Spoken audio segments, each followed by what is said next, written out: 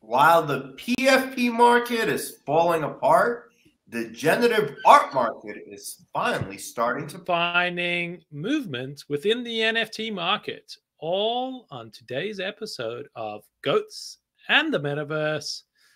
Stanley, we had a very short bear market. We've got a little bit of a bounce. How are you, my friend? See a smile? See a smile? That's me smiling because things are coming up, up, up. We got a long way to go, but everything's up. Let's start out with the Goat Bolt. Where's the Goat Bolt at, Gabby? Boom! $32,073. We're up 1%. Not the biggest. That's what I love about the NFT market. Like, you go down 90%, everyone's sad. You have a little bounce, up 1%, everyone's celebrating. Everyone's like, yeah, we're up, we're up, we're up. Goat Bolt is up. What's the Goat Bolt, you ask? Well, we are giving away about $32,000 of NFTs to you, our loyal watchers and listeners. All you need to do is subscribe. Once we hit 5,000 subscribers, we open up the Goat Bolt and give it away. So make sure you subscribe and tell all your friends. Ethereum is over $2,000. I repeat, Ethereum is over $2,000. That is good news. I love to see that number green. And if you really want to take a look at some of these NFTs that are up, let's see more green. Boom! Boom! Are up. Cats are up. Bee Friends are up. Azuki making a strong. Azuki is up. If you guys, I believe, what were they at? 11 Ethereum last time we did 10, the show. 9.95, up 70% in 24 hours. That is a big number. Munes are up, Clonexes are up, and Moonbirds are up. I like to see that. This is a good sign, and hopefully we continue stacking a few more green wins as we go. Yeah, hopefully we will stack a few more green wins as we go. And speaking of green wins, let's talk about generative art, what it is, and why Artblocks and other platforms like it seem to be having their day again, and a lot of the euphoria that went into PFPs now going back into almost the OGs of the industry, into generative art. So, Stanley, what is generative art? Generative art. So generative art is using technology to create art. Very cool. Basically, what I get a better question is, why are collectors going into generative art? Why are the OGs coming back to generative art, Yossi? All right. Or have they always been there and we're just seeing people say enough with PFP projects? Oh, well, I think the OG collectors and the generative art doesn't fun, and PFPs appeal to some people, but generative art is in part, or what it is a piece of art that is autonomously made by computers, by computer code. Different to a PFP, where the traits of a PFP, like a Bored Ape, have all been predefined and goes into a randomizer, and now you have this kind of random ape with all these different traits.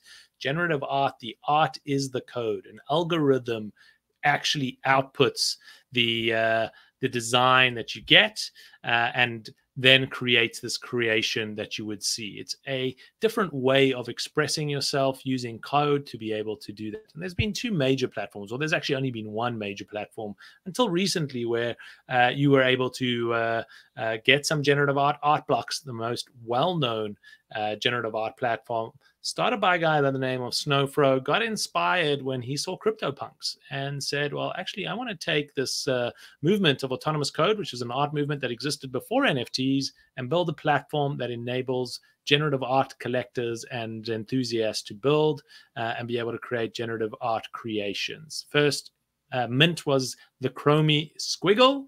So if you've seen those squiggles going around, that was created by the creator of Artblocks, called Snowfro, and kicked off the generative art movement. There's another platform, FX Hash, that is on the Tezos blockchain as opposed to the Ethereum blockchain. It's newer. It is a lower cost platform that allows you to be able to collect generative art and allows artists to experiment a little bit more because the Tezos price points are much lower. And we've seen a resurgence of some known artists and unknown artists going onto Tezos to mint on FX Hash and create some generative arts there. So that's the kind of context. Those are the two major platforms, Artblocks, FX Hash. Generative art is autonomous code that is created into art. Why are people collecting generative art, and why do we think, or at least why do I think, that it is the next big category? And Stanley, I know you're not a massive generative art fan, so we can definitely debate it out. I don't want to say I'm not a massive. I personally own some cool pieces, but I guess the question that I want to bring up is, what is the utility of it? To me, I think that's like, I get the artwork. I think some of it is really, really, really cool.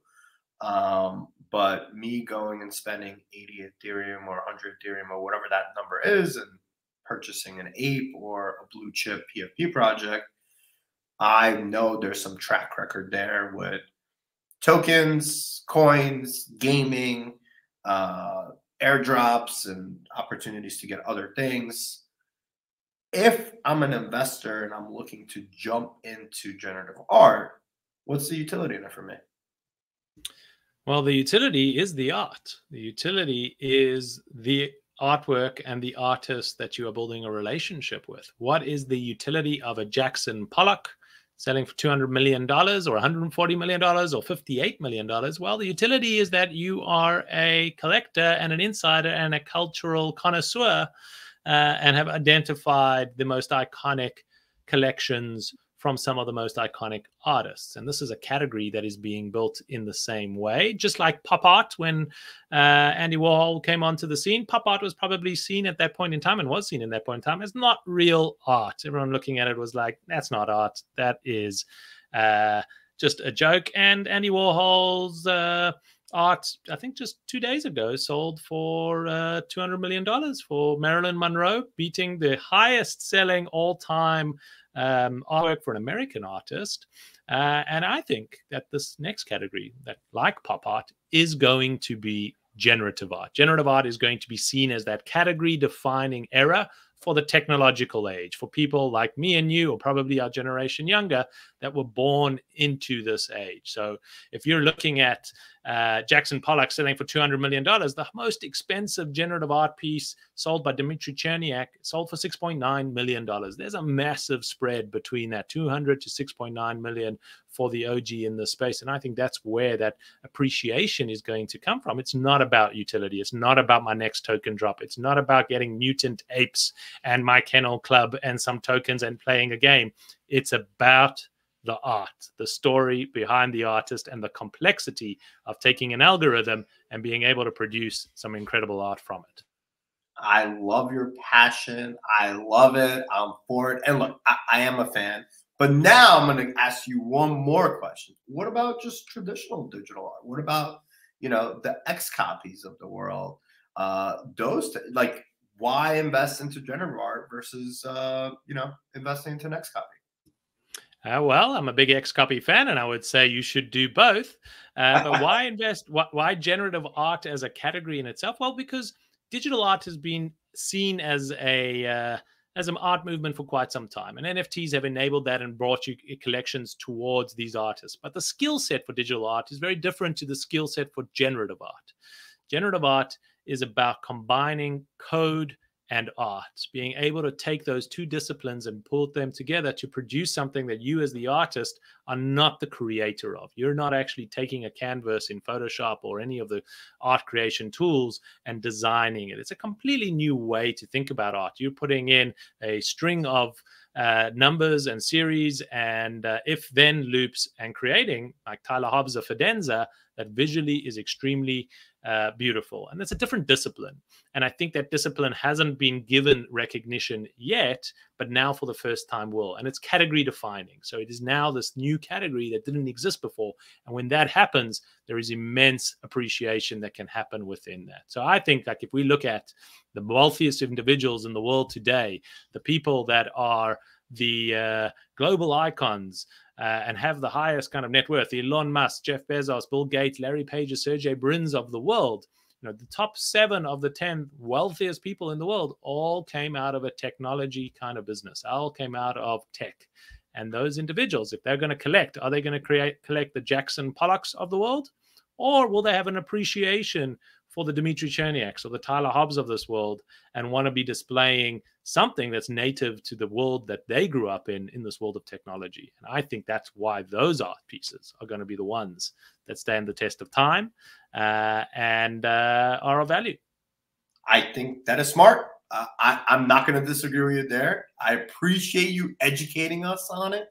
And a few months ago, we had Lucas Wick, who's a generative artist, on our show. If you want to check out that interview, make sure you check it out right there. And listen, here's another way that technology is pushing the envelope forward, right? Here's another way that the blockchain technology is giving somebody another opportunity to create something and put something on the blockchain that could be worth, you know, that's already worth millions of dollars, but one day could be worth, you know, hundreds of millions of dollars. And I think it is an interesting play. I think it is something that I'm going to do more research on. And let's keep an eye on it and see what comes back. I know Yossi's a big, big fan. But for those of you who watch our show, do your own research. Hashtag not financial advice. Just so you know, there's other opportunities that are not just about, you know, play to earn gaming, PFP, right? Here's another whole genre category that you could be looking into for a way to make an investment. And I think it's more of a longer term investment, but it is more of a longer term investment. And this isn't, like you said, not financial advice, but there is a very popular generative artist named William Mapan, who is currently on Artblocks and has sold out his collection called Anti-Cyclones. They're selling, I think, at about 3 or 4 ETH today for the floor priced ones. What few people know is that William Mapan released another series on FX Hash called Dragons, a smaller mint series, theoretically more unique and more rare, that are trading at a discount to his Anti-Cyclone. So if you're a William Mapan fan and you think that his works will continue to appreciate in time and you actually enjoy them as an artist and as a collector, well, you heard it here first. There are some great dragons to get on FX Hash and be ahead of that. That's all we have for today. Hope you enjoyed the show and the alpha, and we will speak to you later. See you guys next week.